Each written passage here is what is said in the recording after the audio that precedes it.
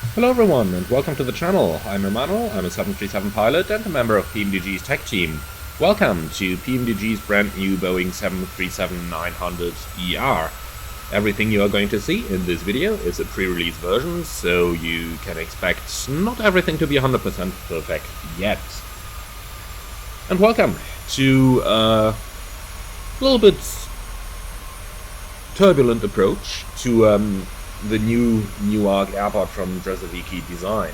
And sorry for my pronunciation on that one straight away. So, welcome to your new airplane. And this is our new beauty, the 737-900ER. You are probably going to notice as the very first thing how this airplane is quite a bit longer than the 737-800s. And the second thing that you are probably going to notice is this, the mid-exit door that is installed in any 737-900ER. The package also comes with the Boeing 737-900, which does not feature the mid-exit door, as this was initially not included by Boeing in the aircraft's package, but then has been added due to regulatory requirements.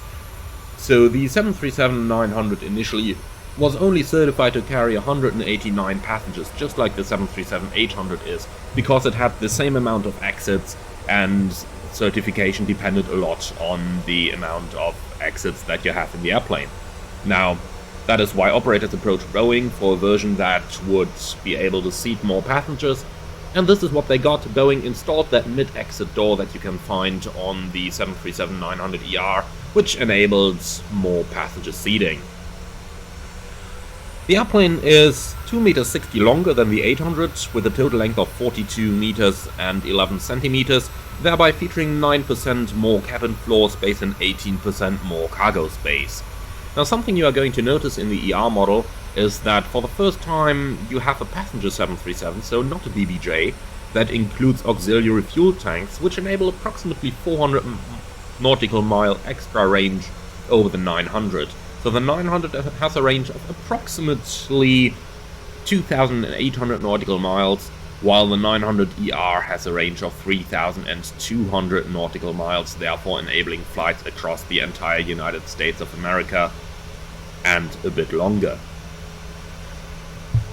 So the airplane is able to seat a maximum of 220 passengers, and you have already seen the mid-exit door that we have over here. So let's talk a little bit about some of the other features of the airplane, which most notably are hugely increased weights. So the operating empty weight is a couple tons more than that of the 800, but the real differences are in the maximum takeoff weight, which is 85.2 tons versus 77.9 in the 737-800. Maximum landing weight is increased to 71.4 tons, leading to higher approach speeds, but I will cover that one a little bit later on the approach. Let's talk about a couple of the differences in the 900 and the 900ER then. As I told you earlier, the ER has the mid-exit door added to increase the amount of passengers that the airplane can seat, and the short field package has become standard on all 737-900ERs as well. From here on, let's just enjoy this beautiful approach along the skyline of Manhattan towards Newark's Liberty Airport. As I told you, this video will include the brand new design Newark Airport as well.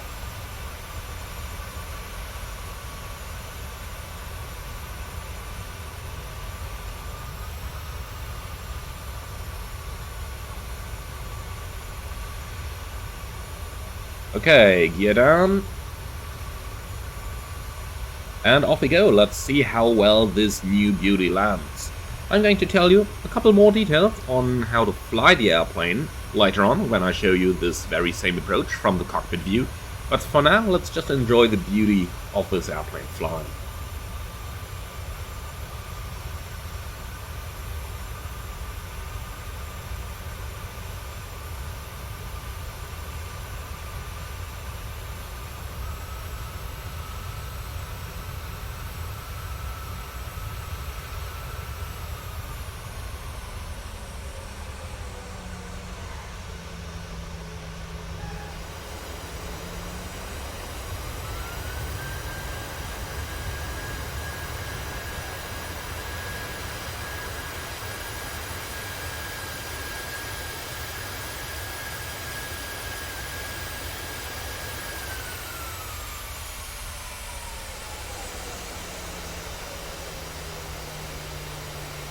Something you will without a doubt notice is how the nose needs to be overturned during the taxi of the 737-900.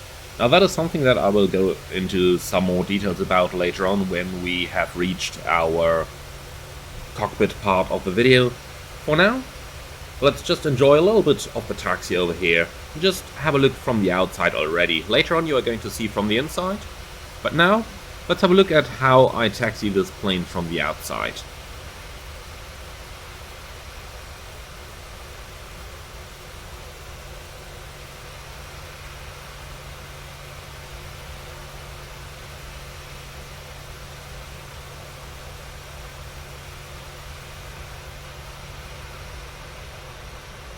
You can see I'm kinda cutting the corner a little bit, but look at how far the flight deck still has to overturn in order for the main gears to approximately end up on the runway centerline.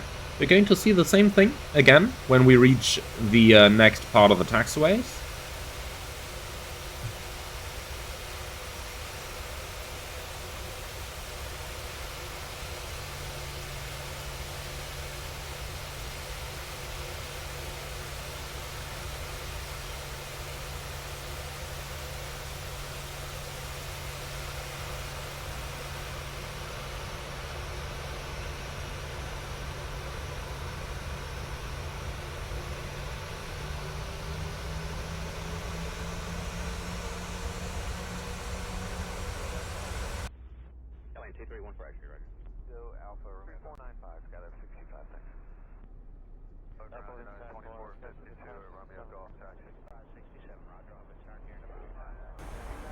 Welcome to the cockpit of the PMDG Boeing 737-900ER. We are just intercepting the localizer for runway 22 left at Newark Airport, and I'm going to tell you a couple more details about flying the 900ER from here. The first thing you are going to notice when flying this aircraft is the much higher weights that we are facing when flying this. So let's have a look into the inner draft page. We're currently carrying 204 passengers with 2,000 kilos of cargo, and we're at a gross weight over here of 69.2 tons. In a 737-800 that would be more than sufficient to get you flying for, hours at a time. While in the 900 it's not even the maximum landing weight, which is 71.4 tons. And just look at the speeds that we're seeing over here. Flap 30, 149, flaps 40, 144. While the flap pluck-out speeds we can see over here are not that much increased compared to the 800. So that is one thing to take into account for us. Now the next thing that we are going to notice is that this airplane has a lot more weight. So let's start slowing it down as the glide slope is coming alive over here. And I just noticed I armed an incorrect mode. Let's try that again. And here we go. Better. So what you will notice is that due to the higher weight, the flap reference speeds are much increased. So let's go to flaps 5 over here, and we can see we end up with around about 172 tons of weight. So if you get the typical 160 knots until 4 DME from air traffic control in the 900ER, you will have to go gear down flaps 15 in order to facilitate that. Also, due to the higher final approach speeds, we are categorized in category Delta airplane now, which means we have to take the appropriate minima from our chart. 2500. Other changes include stronger engines. We have 27K engines under the 900ER, which at lightweight is going to give you an incredible climb performance. However, be aware the empty aircraft weighs almost 6 tons more than the 737-800. Other changes are that in the 900ER we have the short field performance kit installed by default on any model, so be aware that flap 10 will have quite a bit less drag.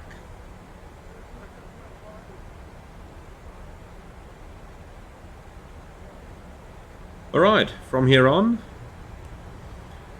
one thing that we will notice about the flight model is once again the sensation of weight. You get that weight is quite a thing in the ER, so the airplane does feel heavier and it is a bit less immediate in its reactions and in its flight control inputs. The last thing we have to talk about is tail strikes. I briefly covered it earlier already. But on takeoff, the tail strike attitude is 10 degrees, while on landing it is only 8 degrees. So be very careful with your flare. Tail strike is a huge problem in this aircraft. Okay, gear down. Flaps 15.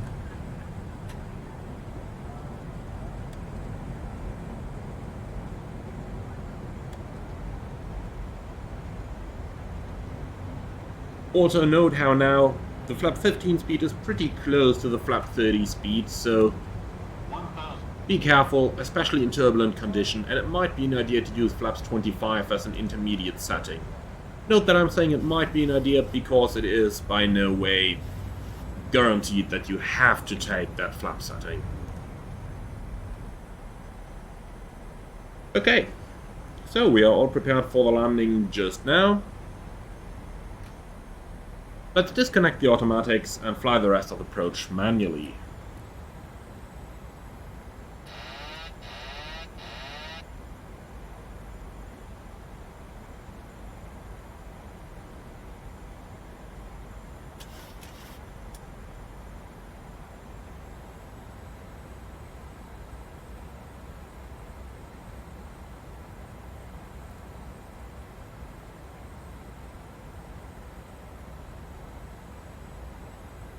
Approaching minimums. Correct. Minimums. Continue.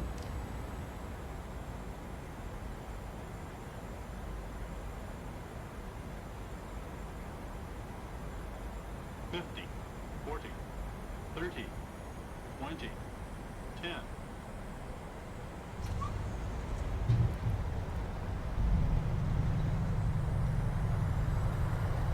So, speed brake up, thrust was normal.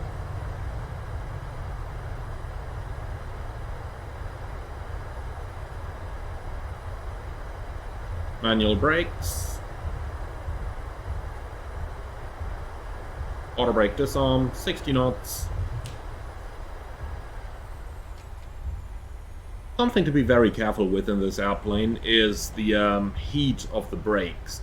So, in the 737-800s, in most weather conditions, if you used idle reverse and auto brakes 3, you would get something like 15 to 20 minutes of brake cooling time. Not so in the 900. In the 900, you will get quite longer brake cooling time, so be careful with that and be aware that you will have to adapt and use thrust reverse as appropriate for the turnaround time. Of course, turnaround times are a little bit longer in the 900 than they are in the shorter aircraft due to the simple fact that you have more passengers, but it is something to keep an eye on. The other thing is taxiing the aircraft. Due to the length of the aircraft, you need to overshoot with your cockpit quite a bit more than you do in the shorter versions of the aircraft. So do note this, and note that I'm not even using full tiller inputs in order to taxi my airplane on the runway center lines over here. Talk about taxiing, another difference over here is that you will hardly do as much single engine taxi in the 900 as you would in the shorter versions.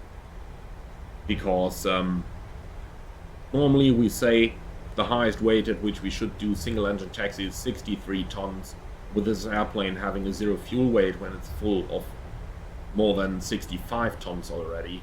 We can quickly see how that goes and how and why single engine taxi is a bit of a problem in this aircraft. So, using both engines, however, it taxis like a dream, feels a little bit like a 777. Yes guys, you see what I'm doing there. So it feels a little bit like a 777. Let's go with this. Once again, this turn right now is not even done using a full tiller input. So this is only like half tiller input, a little bit more maybe, and we can see that gets the airplane onto the center line nicely. So that concludes the first look at the PMDG 737-900. I hope that you have enjoyed this one, and you can be sure there will be more coming hopefully very soon. Until then, thank you very much for flying with me, and I'm looking forward to see you all very soon. As always, like, comment and subscribe, and if you do want to support the channel, you can do so through the Buy Me Coffee link that you can find in the video description below. Thank you very much, and I'm looking forward to see you in the 900ER hopefully very soon. Disclaimer, I cannot tell you about any release date.